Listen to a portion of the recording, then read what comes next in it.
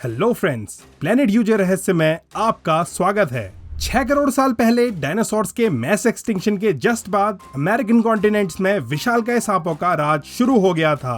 ये सांप बहुत ही बड़े थे और आज के विशालकाय एनाकोंडा सांप तो इनके आगे बच्चे हैं। इन सांपों में से एक था धरती के इतिहास का सबसे बड़ा सांप टाइटेनोबोआ, जिसका नाम टाइटैनिक और बोआ से मिलकर रखा गया है और टाइटैनिक शिप की तरह ही ये प्री हिस्टोरिक टाइम का सबसे बड़ा सांप था। तो आज की इस वीडियो में मैं आपको बताऊंगा धरती पर आए इस सबसे बड़े सांप के बारे में और हम जानने की कोशिश करेंगे कि आखिर इन दानवों की डाइट क्या थी, ये इतने बड़े कैसे हुए और वो क्या कारण था जिस वजह से ये विलुप्त हो गए। एंड अगर आप सोच रहे हैं कि अच्छा हुआ ये सांप विलुप्त हो गए तो जरा वीडियो को एंड तक देखिएगा, क्योंकि शायद ये सांप दोबारा लौटने वाले हैं। बाकी ऐसे ही मिस्टीरियस वीडियोस देखने के लिए प्लेनेट यूजे रहस्य को सब्सक्राइब करके बेल आइकन दबाना मत भूलिएगा।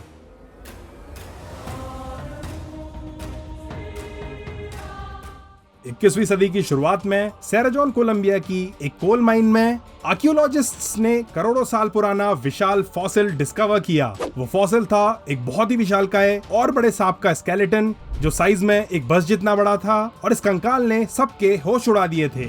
ये कंकाल था टाइटेनोबोआ का, जिसका नाम टाइटैनिक और बोआ से मिलकर बना है। टाइटैनिक इनके विशालकाय साइज के लिए और बोआ इनके आज के बोआ सांपों की तरह अपने शिकार को कुंडली में दबोचकर मारने के तरीके की वजह से। टाइटेनोबोआ 13 मीटर तक लंबे होते थे और वजन में 1100 किलोग्राम से भी भारी होते थे। अब सांपों के पूरे फॉसिल्स मिलना बहुत ही मुश्किल होता है, इसलिए कुछ एक्सपर्ट्स का मानना है कि शायद ये इससे भी बड़े होते होंगे। वैसे अगर आज के सबसे बड़े सांपों की बात करें तो वो एनाकोंडा हैं और 6 मीटर तक लंबे होते हैं, यानी लगभग साइज में टाइटेनोबोआ से आधे। सांप अपने से भी बड़े शिकार को खा सकते हैं और टाइटेनोबोआ भी उस समय के विशाल रेप्टाइल्स को अपना निवाला बनाता था।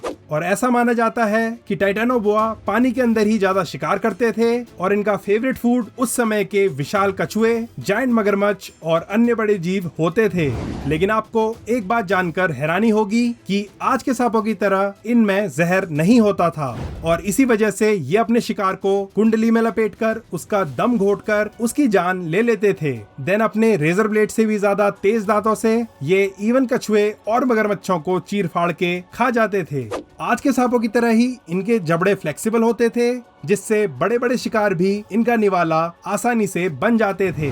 बाकी इन सांपों की मौजूदगी के बारे में इनके शिकार को पता नहीं लगता था और बहुत ही चालाकी से ये अपने शिकार पर हमला कर देते थे। एंड देन एक बार कोई जीव इनके चंगुल में फंस जाता था तो उसका अंत तो निश्चित था। फीमेल टाइटेनोबोआ बच्चों को पानी में ही जन्म देती थी, बट कभी कभार जमीन पर भी बच्चे पैदा हो जाते थे। जन्म से ही इनके बच्चों की लंबाई 1 मीटर तक लंबी होती थी, जो आज के कई सांपों की मैक्सिमम लेंथ होती है। ऊपर से फीमेल टाइटेनोबोआ अपने बच्चों का पालन पोषण भी नहीं करती थी और पैदा होते ही उन्हें आत्मनिर्भर बनने के लिए छोड़ देती थी। बाकी जो बच्चा मर जाता था वो उसे खा जाती थी। फीमेल टाइटेनोबोआ मेल्स से ज्यादा एग्रेसिव होती थी और इसलिए मेल्स सिर्फ मीटिंग सीजन में ही फीमेल्स के पास जाते थे, क्योंकि अदर टाइम्स में फीमेल्स मेल टाइटेनोबोआस को ही अपना शिकार बना लेती थीं। अब शायद आप सोचेंगे कि क्या इतने एग्रेसिव शिकारी से कोई टक्कर ले पाता होगा, तो इसका जवाब है शायद हाँ, क्योंकि शिकार को डाइजेस्ट करते समय कोई भी सांप, चाहे वो दुनिया का सबसे बड़ा सांप ही क्यों ना हो, बहुत ही वल्नरेबल होता है और शायद खाना पचाते समय दूसरे शिकारी जैसे सुपर क्रोकोडाइल्स इन विशालकाय टाइटेनोबोआस पर अटैक करते होंगे। बट स्टिल ये बैटल एक तरफा नहीं होती होगी। अब आप शायद ये सोच रहे होंगे कि आखिर ये स्नेक्स साइज में इतने बड़े कैसे हो गए। तो सबसे पहले उस पीरियड से जस्ट पहले क्रिटेशियस पेलियोजीन एक्सटिंक्शन हुआ था, जिसने अर्थ से डायनासोर्स को खत्म कर दिया था और अब सांपों को खाना भरपूर मात्रा में आसानी से मिलने लग गया था। लेकिन इससे भी बड़ा कारण था उस समय का गर्म टेम्परेचर। अब सांप रेप्टाइल्स होते हैं और कोल्ड ब्लडेड ही होते हैं, इस वजह से इनकी बॉडी का टेम्परेचर जिस वातावरण में ये रहते हैं उस पर ही डिपेंड करता है और इसलिए इनकी बॉडी का मेटाबॉलिज्म भी एनवायरनमेंट के टेम्परेचर के हिसाब से चलता है। हाई टेम्परेचर में इनकी बॉडी की प्रोसेसेस तेज हो जाती हैं और कोल्डर टेम्परेचर में बहुत धीरे। अब उस पीरियड में अर्थ का टेम्परेचर आज से ज्यादा गर्म था, जिसने इन कोल्ड ब्लडेड रेप्टाइल्स को विशालकाय बना दिया। तो अब सबसे बड़ा सवाल है कि आखिर ये जाइंट स्नेक्स विलुप्त क्यों हो गए।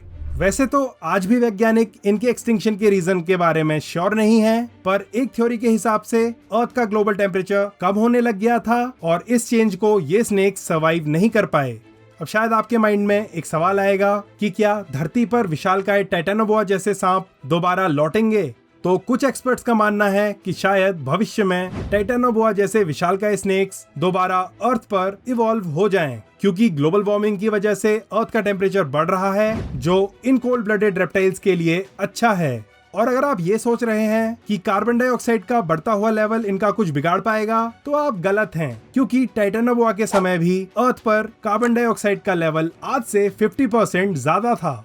लेकिन ज्यादा चिंता करने की बात नहीं है, क्योंकि वैज्ञानिकों के हिसाब से ये एवोल्यूशन होने में लाखों साल लग जाएंगे। बट ऐसा भी है कि आज भी कई लोग विशालकाय सांप देखे जाने के दावे करते हैं, और अभी भी जिंदा सबसे बड़े सांप की लंबाई 10 मीटर है, यानी टाइटेनोबोआ से सिर्फ 3 मीटर कम। तो आपको क्या लगता है, क्या टाइटेनोबोआ जैसे सांप आज भी जिंदा हैं?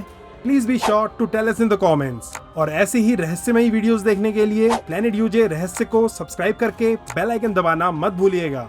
Thanks for watching the video, friends.